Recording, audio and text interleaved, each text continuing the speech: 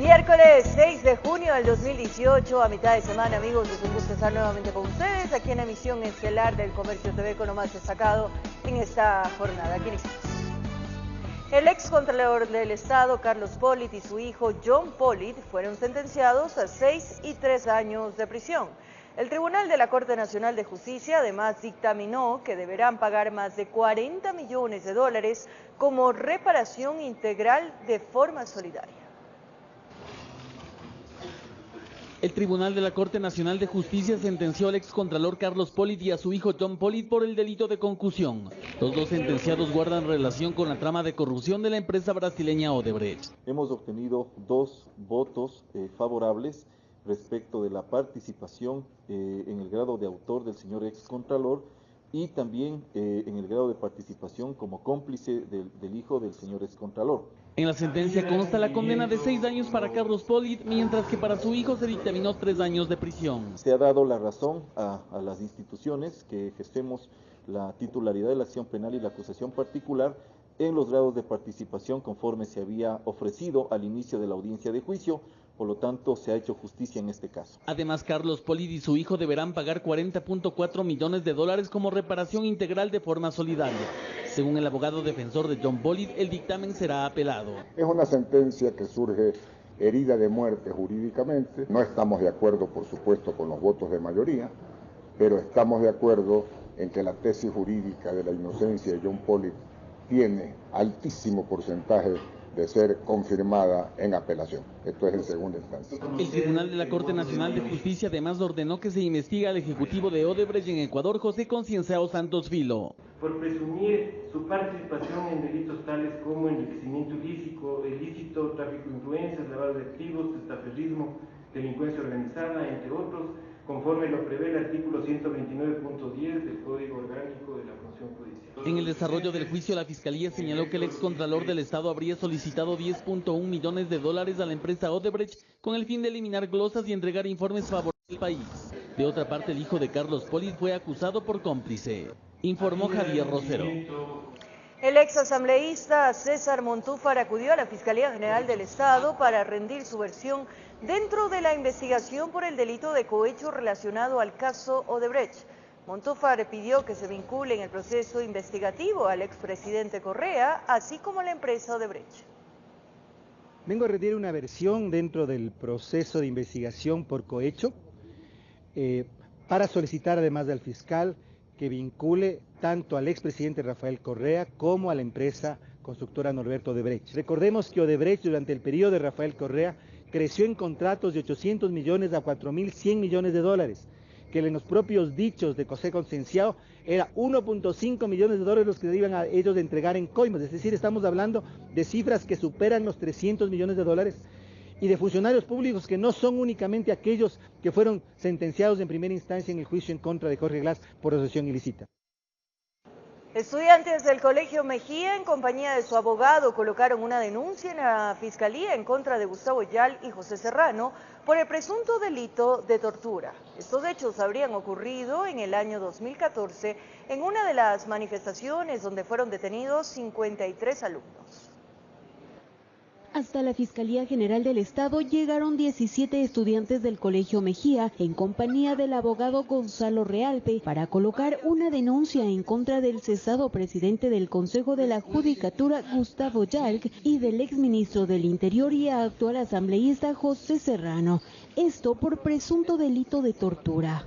No solamente que se les torturó a los estudiantes, sino que se cometió un crimen de Estado, porque en estos hechos participaron 2 funciones del Estado. Según las partes, la denuncia se pondría después de 4 años porque considerarían que Gustavo Yalc en ese entonces hubiese desechado los reconocimientos legales de los hechos en contra de los estudiantes del Colegio Mejía. La verdad, confiar en la justicia en ese momento era muy complicado.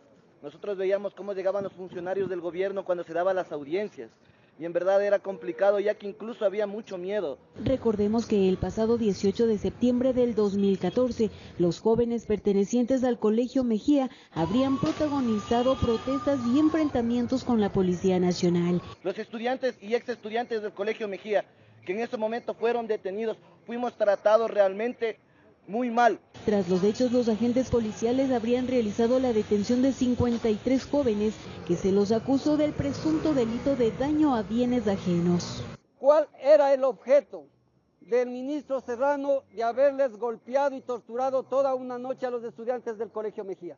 Tenía un objetivo estatal, era acallar las protestas estudiantiles, era intimidar a los estudiantes para que no vuelvan a salir en manifestaciones, y le salió perfecto. Mencionan que luego de la detención se habría dado los supuestos actos de tortura. Al estudiante Pablo Fuertes de una patada a un policía en el regimiento Quito, en el interior del regimiento policial, le rompió, le extrajo un diente. Según anunciaron, esta denuncia se hará extensiva para el exministro de Educación, Augusto Espinosa. En torno a este caso, hemos buscado una entrevista con el señor Gustavo Yalc y José Serrano para que nos den su versión de lo acontecido, pero hasta el cierre de esta emisión no hemos obtenido respuesta alguna, informó Patricia Aldaz. Ante la inminente renuncia de la canciller de la República, María Fernanda Espinosa, después de ser electa presidenta de la Asamblea de las Naciones Unidas, se registran reacciones en la Asamblea Nacional. Legisladores de oposición aseguran que es un buen momento para que el presidente reformule su política exterior. Tras el anuncio de la canciller de que presentará su renuncia tras ser electa como presidenta de la Asamblea de la ONU, en Ecuador hay reacciones. Desde la Asamblea se asegura que la dimisión de la canciller es una gran oportunidad para el presidente Lenín Moreno de reformular la política exterior. Así que tiene que elegir un perfil, yo diría, con las credenciales académicas, éticas, de conocimiento del servicio diplomático y sobre todo comprometido con el Ecuador y con este futuro que queremos labrar para que las cosas cambien en el país. Eso es lo que todos esperamos. Yo creo que el presidente Moreno tiene una oportunidad muy interesante de poner a una persona a prueba, a una persona con experiencia y que sepa llevar el rumbo de la política exterior del país como queremos. Que es fundamental dejar atrás la política cercana a los gobiernos de Venezuela y Nicaragua, aseguran los legisladores de oposición, quienes afirman que un cambio en este tema será fundamental para el país. La canciller María Fernanda Espinosa desde ayer ya no es el pretexto que venía utilizando el gobierno para decir que ella tomaba las decisiones a favor de Maduro o de Ortega. Y en torno a si la Asamblea continuará con el proceso de juicio político, en varios sectores dicen que es necesario continuar con este trámite, pues Espinosa debe responder por una supuesta inacción. Así que el CAL, tarde o temprano, no se pueden hacer los locos, tienen que darle paso al juicio político. Si es que se analizan los temas de forma estrictamente legal, no existe un argumento para que eso se lo niegue. Aunque en la izquierda democrática aseguran que por el bien del país y su imagen internacional, el juicio político tras la elección de Espinosa como presidenta de la ONU sería un golpe a la diplomacia. Esperemos cuál es el análisis, qué es lo que hace, cuál es el elemento que puede confluir en una acción que desgaste o inclusive afecte la propia participación de la canciller en ese puesto internacional. En todo caso, en la legislatura esperan que la próxima semana el CAL defina si el pedido de juicio se activa o no. Informó Javier Gallo. La Comisión Ocasional de Frontera de la Asamblea Nacional recibió a los miembros del Interior, Defensa y de Inteligencia para que informen las acciones emprendidas en la frontera norte. El ministro de Defensa, Osvaldo Jarrín, solicitó que las versiones dentro de la comisión sean declaradas bajo reserva, y así se determinó, pese a la negativa de varios asambleístas. Estamos preocupados porque el recibimiento que hicimos de los señores ministros anteriores se las hizo con carácter reservado y nada de nuevo nos dijeron. Pero al inicio de la sesión hubo un espacio para que los funcionarios den detalles de lo que se ha hecho al respecto de la situación de la frontera norte. El Ecuador, como es evidente, ustedes conocen, está reestructurando la frontera, está reforzando la frontera y nos mantenemos atentos en cualquier circunstancia para dar el apoyo que se requiera. En tanto, el ministro del Interior, Mauro Toscanini, detalló una de las operaciones que le comunicó el ministro de Defensa cafetero este martes. Destacó que la comunicación es diaria con las autoridades del vecino país. Van ya acercando la columna de Huacho, que habían 11 bajas, me parece que 6 muertos y 5 detenidos, es decir, los están comenzando a desarticular como banda narcodelictiva. Por parte de la Secretaría de Inteligencia, Jorge Costa aseguró que también hay un intercambio directo de información con el vecino país. En base a esta información, nosotros procedemos a pasar a los órganos operativos, que en este caso son Fuerzas Armadas y Policía. La comparecencia de los ministros se dio en marco de la sesión número 7 de la Comisión Ocasional de Frontera, en la que se recogen aportes para reformar la Ley de Seguridad Pública y del Estado. En esta reunión también estuvo presente la hija del fotoperiodista Paul Rivas, quien como familiar de una de las víctimas de la escalada de violencia en la frontera norte, hizo un llamado a los legisladores. Lo único que deseamos como familias es llegar al fondo de todo, es en realidad saber qué fue lo que pasó, cuál es la verdad de todo. Y ustedes, asambleístas, como representantes del Ecuador, sé que ese es su deber. Informó Carolina Osante. En Quito se inauguró la unidad especializada contra la delincuencia organizada transnacional. Ahí el fiscal general Paul Pérez anunció, entre otras cosas, que se entregará un proyecto de ley a la Asamblea Nacional para así complementar el trabajo de la dependencia.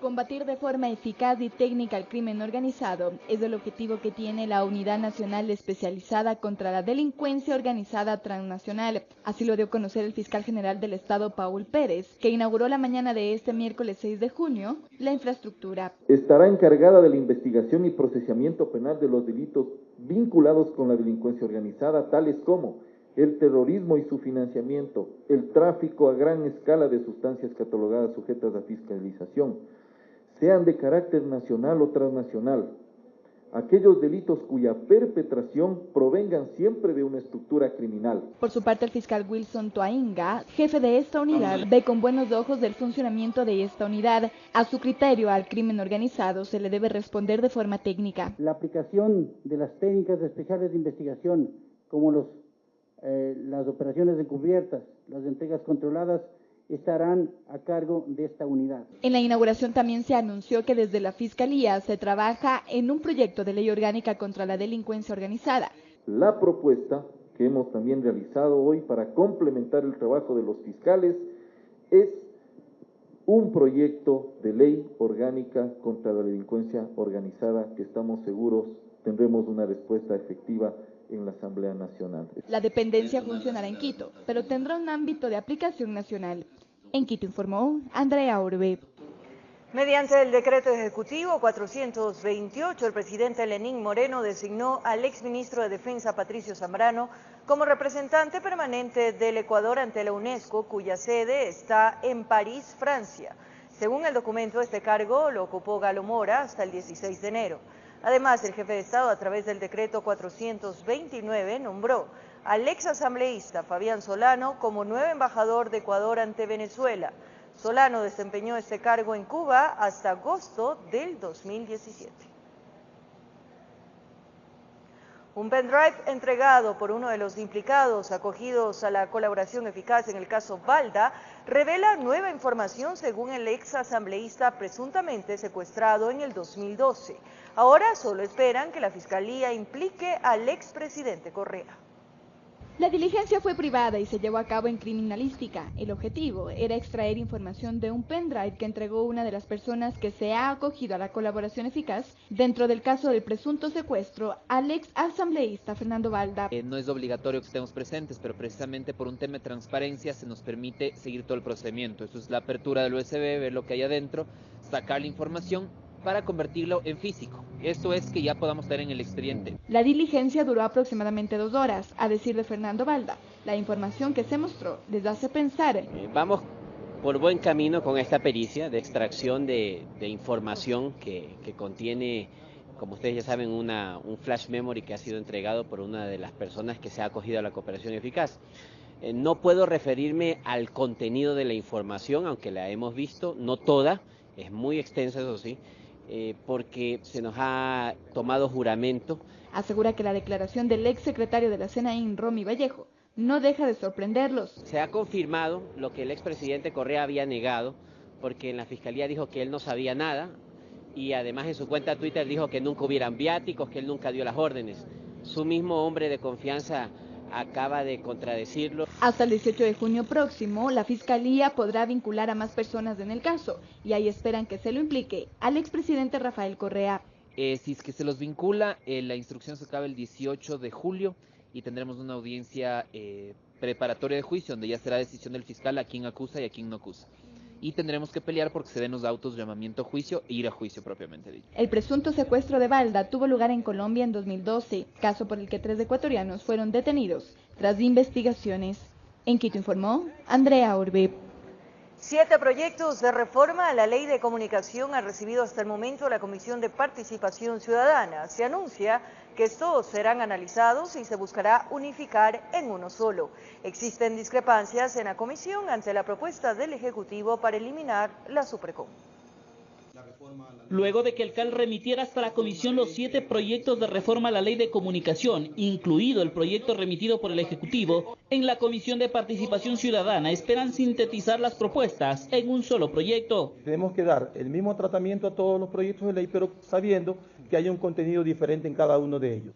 Aunque aún no se define el tiempo que necesitará la comisión para este trabajo, se anticipa que se tomarán más de 45 días en realizar el informe para primer debate. Vamos a darnos todo el tiempo posible para que esta ley efectivamente sea garantista de derechos y no sea una ley que se la haga bajo presiones. Lo que afirman es que dentro de la comisión hay el ánimo suficiente para abrir la posibilidad de un diálogo que encamine una reforma que satisfaga a todos los sectores. Pero sobre todo que se tenga en consideración que la comunicación es un derecho humano.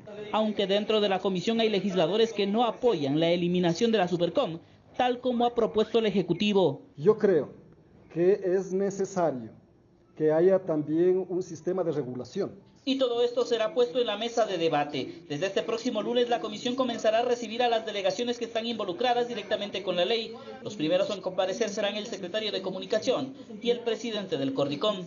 Mientras tanto, desde la oposición se impulsa un mecanismo para poder derogar la transitoria en la que se declaró a la comunicación como servicio público. Para esto hay apoyo en diferentes sectores. Es un acto de justicia con quienes fueron perseguidos por pensar diferente.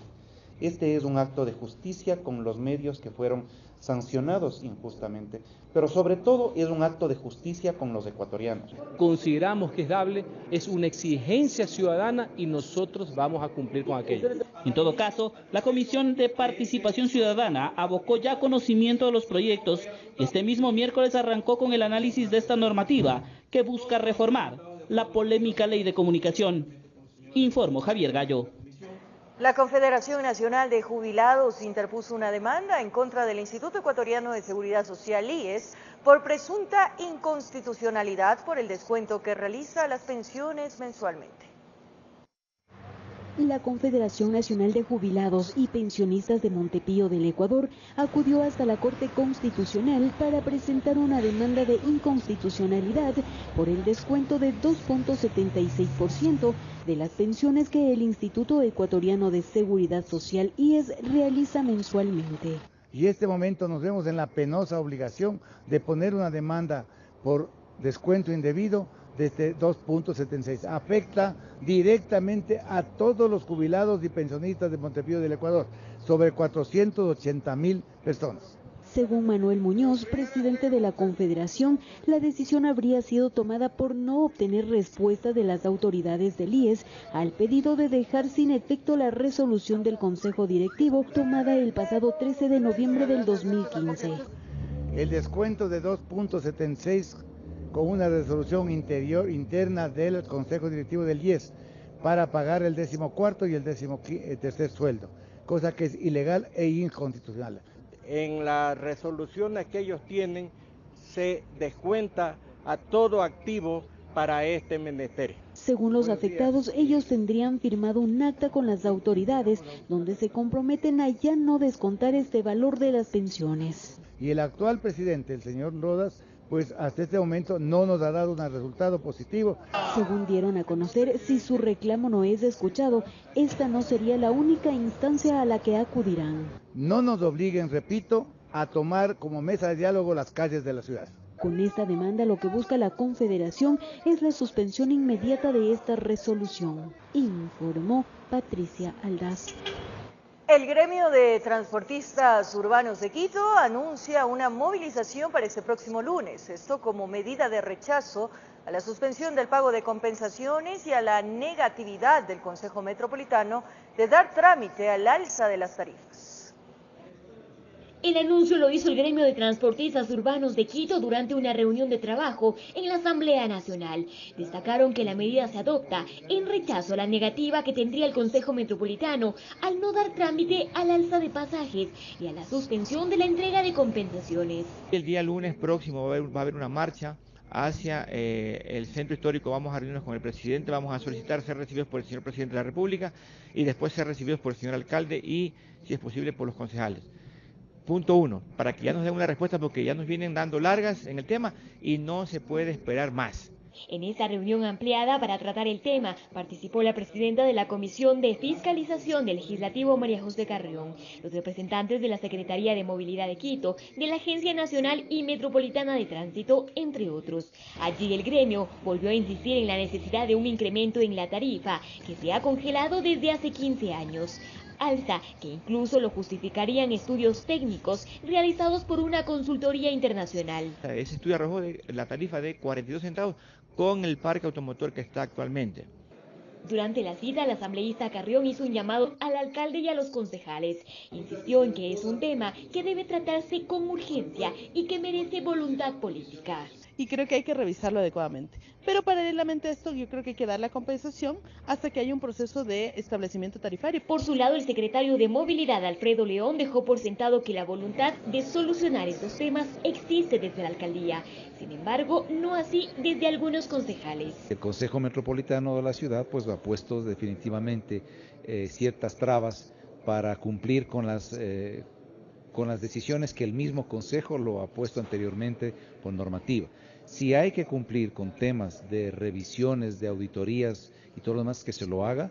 El alcalde metropolitano, el doctor Mauricio Rodas, ha sido muy enfático en ello. Finalmente, los transportistas indicaron que las acciones que tomarán ante este panorama serán paulatinas, pues ya están estudiando la posibilidad de racionalizar el servicio, es decir, reducir las horas en las que operan las diferentes frecuencias. En Quito informó Adriana Rojas. Autoridades de justicia visitaron la cárcel de varones en Esmeraldas para evaluar los daños provocados por el amotinamiento carcelario. Más de 170 privados de la libertad fueron trasladados a diferentes centros penitenciarios del país. Los hechos violentos protagonizados por internos de la cárcel de Esmeraldas dejaron daños materiales, heridos y muertos. Desde el pasado domingo los presos se amotinaron. Aparentemente dos bandos se disputaban el poder. Con el pasar de las horas las cosas se agravaron. La violencia dejó 3 muertos, 33 heridos, 3 de ellos de gravedad. Las paredes han habido huecos, han habido también intentos de fugas, así es, han habido también un poco, las rejas están un poco cortadas. Horas atrás, grupos de élite de la policía recuperaron las instalaciones carcelarias y el ambiente poco a poco volvió a la calma. Autoridades del Ministerio de Justicia llegaron para constatar los daños que dejó el motín. El centro ha quedado en condiciones un poco críticas, ya que el comportamiento de los PPLs, las personas privadas de libertad, fue un poco abrupto.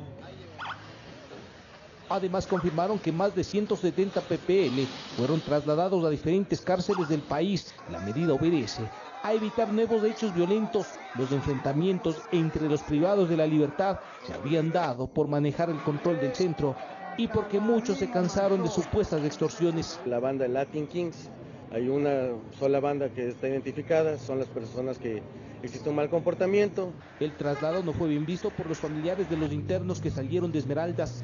Ellos expresaron su descontento. Dijeron que ahora visitar al pariente será más difícil. Hay muchas personas inocentes que se llevaron trasladados. La economía de Esmeralda no está para nosotros viajar. Mientras los heridos que permanecen en el hospital Delfina Torres son vigilados de cerca por policías.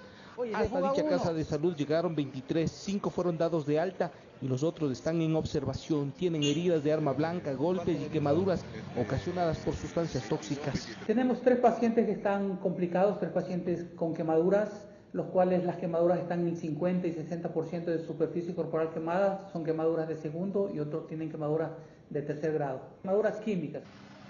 Informó Iván Casamen.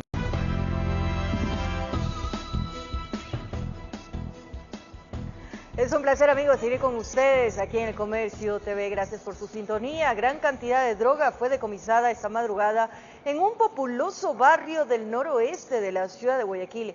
Existen varias personas detenidas. Esta camioneta aparentaba transportar únicamente cajas de naranjilla, pero en realidad ocultaba en su interior otro tipo de mercancía: 248 kilos de clorhidrato de cocaína. El vehículo, que era custodiado por otro carro, fue interceptado en el portal de un inmueble situado en la entrada de la 8 en el noroeste de la urbe. Al ingresar a la vivienda, los agentes incautaron otros 50 kilos de droga. Al parecer, la casa era utilizada como centro de acopio del alcaloide. El operativo dejó como saldo 4 personas aprehendidas, informó Jorge Salazar. Esta madrugada la Policía Nacional allanó varias viviendas ubicadas en el sur de Guayaquil, mientras que en un operativo en la cárcel de mujeres se decomisó varios objetos prohibidos. Los agentes buscaban a los integrantes de una red dedicada al microtráfico de drogas en el sur de Guayaquil. El procedimiento se efectuó en horas de la madrugada, cuando todos dormían. Los uniformados ingresaron sigilosamente a los inmuebles. El microtráfico, pequeño y gran escala, la policía está realizando en este momento la revisión de este inmueble, a quien se le ha solicitado una orden de allanamiento. El operativo se efectuó en la cooperativa Julio Potes, en el Guasmo Sur.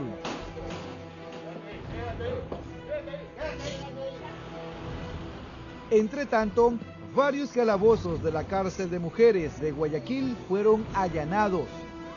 Durante la redada, la policía decomisó objetos prohibidos, entre ellos teléfonos celulares. Una unidad especial de narcóticos también estaba atendiendo una orden de allanamiento de un juez de garantías penales, pues se procedió a allanar el sector, el pabellón de la penitenciaría, y se revisó en el interior de la celda, pues se encontró teléfonos celulares, aparatos electrónicos, cargadores y también dinero en efectivo.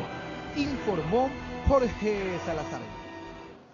En Chimborazo, 2 personas fueron ajusticiadas acusadas de abigeato. Los comuneros incluso incendiaron un vehículo.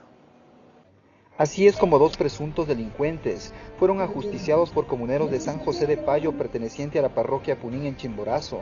Se presume que se dedicaban al robo de ganado. Ya se fueron sacando el ganado, borregos, y regresó. Viernes a amanecer de la semana pasada, y la gente estaba pendiente, estaba en la carretera, estaba en los puntos estratégicos para poder capturar a ese carro. Aproximadamente unas 100 metros a la distancia avanzamos a capturar a ese carro. La ortiga y el agua es lo que utilizaron los afectados para purificar el mal accionar de los ajusticiados. Para nosotros no es un encarcelamiento, para nosotros no es que van a cumplir una sentencia, sino es rehabilitarles a través de un baño de purificación y a su vez también ver cómo ellos se reconcilian y llegan a ser parte de la comunidad, darles una oportunidad de vida, porque el agua es vida. Incluso incendiaron este vehículo donde se presume transportaban a los animales que se sustraían de las comunidades. Una banda grande, involucrado toda la familia, entre tíos, hermanos, hermanas, padre, o sea, todos ellos están involucrados. Con esto esperan que los 2 sujetos nunca más vuelvan por estos lugares y que el escarmiento sirva para que otras personas tomen conciencia. En Chimborazo informó Darwin Altamirano. En la vía Tabacundo, Cajas, un cuerpo de sexo masculino fue abandonado en la cuneta de la carretera. El occiso tenía las manos amarradas y signos de violencia. Todo apunta a que lo dejaron en horas de la madrugada con la luz del nuevo día. A quienes transitaban por el sector les llamó la atención que un hombre estaba como dormido en la cuneta. Resultaba extraño que se haya quedado boca abajo y en un lugar desolado. y lo peor, había huellas de sangre. Lo que llama la atención es que se encontraba maniateado, por lo cual inmediatamente se activaron la unidad de DINASED de Cayambe Pedro Moncayo, la Policía Judicial de Cayambe Pedro Moncayo. Los uniformados llegaron y confirmaron que estaba sin vida, tenía algunas horas de haber fallecido. Se trataría de un presunto ajuste de cuentas o venganza. Tenía las manos atadas y en el sitio encontraron un papel donde daban pistas del por qué supuestamente lo mataron. Señales de que pudo haber sido el tema de la violencia en la persona. Esta es la vía Tabacundo Cajas. El cuerpo sin vida fue dejado en este lugar. La policía no encontró documento alguno para saber de quién se trata. Su edad estaría entre los 25 y 30 años. Agentes de la DINASED y Criminalística de Cayambe realizaron el levantamiento del cadáver. Por los rasgos físicos presumen que podría ser un extranjero. Además, el papel pasó a cadena de custodia. Como NN ingresó a la morgue de la ciudad de Cayambe. Estaba en posición de cúbito dorsal. Efectivamente tenía algunos signos de violencia, por lo cual es competencia de la DINASED investigar estos casos. Para los vecinos de Ñaño Loma, que llegaron movidos por la curiosidad, el rostro del occiso no les era familiar. Por el sector como que nunca lo vieron, seguramente lo abandonaron aprovechando que en la madrugada la carretera se torna algo desolada. De Estrigueña, personas que transitaban por el sector, que son de aquí, no daban referencias de esta persona. Un crimen que por ahora está cobijado por un manto de misterio. Desde Tabacundo informó Iván Casamen. Un ex médico legista de la Fiscalía de Pastaza, Guido A., fue llamado a juicio por el Juzgado Primero de Garantías Penales de esta provincia amazónica por una supuesta violación y aborto consentido. Los exteriores del edificio judicial de Pastaza fueron tomados por colectivos ciudadanos y personas que exigen se castigue con drasticidad al ex médico legista de la Fiscalía de esta provincia, Guido A., a quien se le procesa por los delitos sexuales de aborto consentido y violación. Esta manifestación se realizó durante la audiencia de evaluación y preparatoria de llamado a juicio y a través de ella se demandó que este caso debe terminar con la máxima sentencia que contempla la ley. La evidencia más contundente sobre todo es que existe el ADN del violador en las partes íntimas de la persona violada. La diligencia fue reservada e incluso el juez de la causa dictó restricciones para que lo ahí tratado no trascienda públicamente. Pues no hay fundamento para haberse dictado medidas restrictivas. 10 horas tardó la audiencia en la que finalmente se decidió llamar a juicio a Guido A., quien incluso ya es, desde hace algunos días atrás, parte de la lista de los más buscados de Pastaza. En este caso tiene mucho interés cuando son delitos contra la integridad sexual o reproductiva, y en la provincia de Pastaza sí hemos tenido algunos casos relevantes en esa temática. El llamado a la audiencia de juzgamiento es cuestión de días, pero solo podrá realizarse si el ex perito forense es detenido. Por ahora está prófugo y se cree que está fuera del país. Salió. Como tenía pues la visa para Estados Unidos, se presume que él se encuentra prácticamente allá en la ciudad de Miami. Guido A. tampoco puede enajenar sus bienes. 10 años es el plazo para que sea aprehendido. Luego, el caso que ha conmovido a quienes viven en Pastaza podría prescribir, informó Carmita Argotti.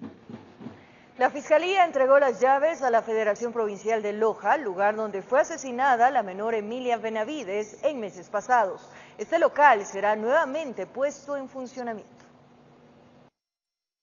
Que se abren las puertas de este local. Aquí se asesinó a la pequeña Emilia Benavides en manos de Fabián N. Solamente las huellas de sangre que quiso quitar han quedado como evidencia de aquel día que la menor perdió la vida. Representantes de la Fiscalía hicieron la entrega de las llaves a los propietarios, en este caso a la Federación Provincial de Loja.